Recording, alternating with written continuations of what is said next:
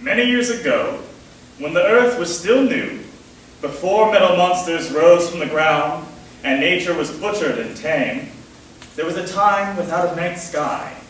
In the hours after the sun went down, the world became shrouded in a freezing black fog, so thick, flame could barely penetrate it. Every night, people and animals would stow away inside their homes, fighting for their lives against the great cold and the predators that thrived in the inky darkness.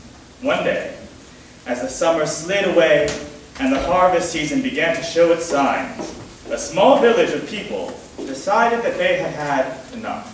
For many years, we have suffered during the endless nights that take our friends, our families, our livestock.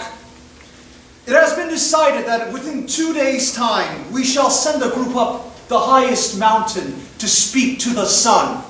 These people will beg him to shine on through the night so that we may have light to keep us safe. Who among us will go on this hazardous journey on behalf of all mankind? I will go. Surely not. Sending you would only serve to offend him. No, we will send only the strongest, cleverest, and wisest among us on such an important endeavor. Those words were harsh. I believe he is right. There's little chance he will make it up the mountain, let alone win the sun's favor. Maybe it is best if you stay. Perhaps. But I will still go. If there is even the slightest chance that I can serve our village in this way, I will take it. You don't need to do this. If you seek to be in the village's good graces, all you must do is give up painting and spend time on useful projects instead. I'm leaving first thing in the morning. If all goes well, I shall see you again. True to her words, the artist packed up clothes, food, and supplies, and departed for the mountains at the crack of dawn. It promised to be a difficult trek, and the terrain would not make it easier for her. By the third day, she discovered that she had underpacked. Her food and water rations were already thoroughly exhausted. Unskilled at hunting and trapping, the artist resorted to eating whatever berries she knew to be safe, and collected water from the flowing streams she occasionally stumbled upon. Twice, she lost sight of her destination under the dense cover of leaves, only to find that she had strayed greatly from the intended path. Though by far the most difficult challenge the artist faced were the treacherous hours without the sun. Every night, she built as good of a shelter as she could, and she did her best to sleep.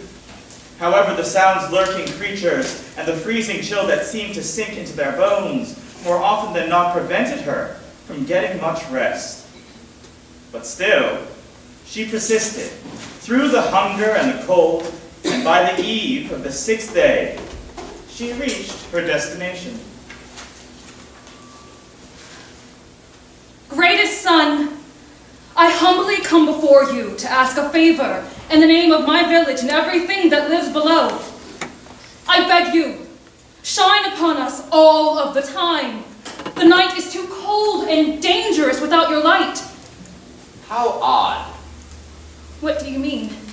I rarely ever receive visitors, and yet this is the second time today my subjects have come to me, and both times asking for my perpetual presence. Surely it is not a coincidence. No. Your visitors are likely members of my village. I left before them, but they must have beaten me here. Why travel all the way up here by your lonesome? Couldn't you have gone with the rest of the party? They would not allow me to come with them. And why not? I'm not well liked by my village. Ever since I was little, I have a passion for depicting scenes on hides with paints I've made myself. The others in my village have never understood it. They think my paintings are wasteful and useless. And yet you still come to ask a favor on their name. A noble goal, but alas, it is one I cannot help you achieve. I must give you the same answer I gave the other visitors and refuse your request for continuous sunlight. Shining for you and your people is a laborious task, one I cannot keep up forever. Just like you, after long periods of work, I require rest. and must stop shining for a period of time. There's simply no other way around it. Surely there is something you can do. You are the mighty sun. I have spent many centuries knowing the suffering nighttime causes you and your people. If there was anything I could do to change that, believe me, I would do so in a heartbeat. I will be needing to rest soon. You are welcome to stay here for the night, where you will be safe. Perhaps tomorrow you could show me some of your paintings.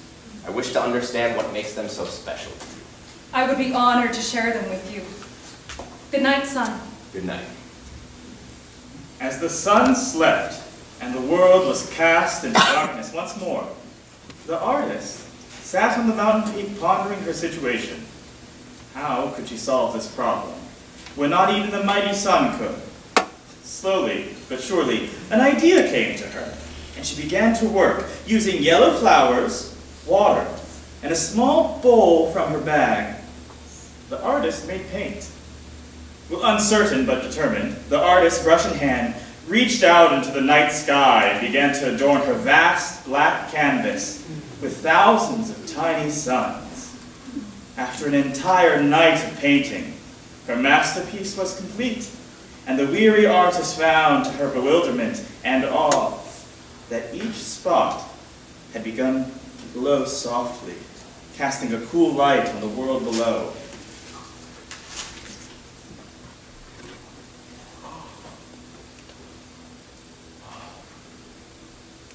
So this is the power of art. It is beautiful.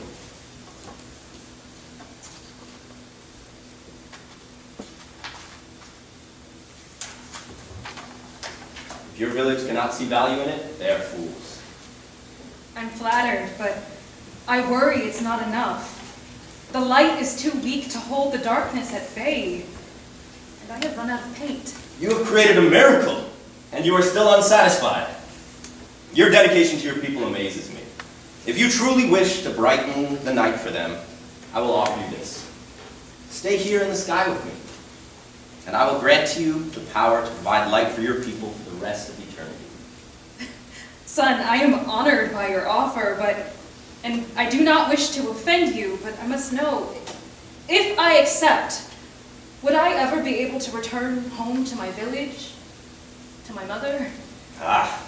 There is no need to apologize. However, I fear that the answer to your question is no. Unless they travel up the mountain as you have, the people of your village, your mother, will never know of your fate or sacrifice. So be it. And there she stayed, protecting her people as a beacon of light to those in the dark. Henceforth, the lights in the sky became known as stars, and the artist was known as the moon. The beauty of her art was loved and praised by those who saw it, and continues to be this very day.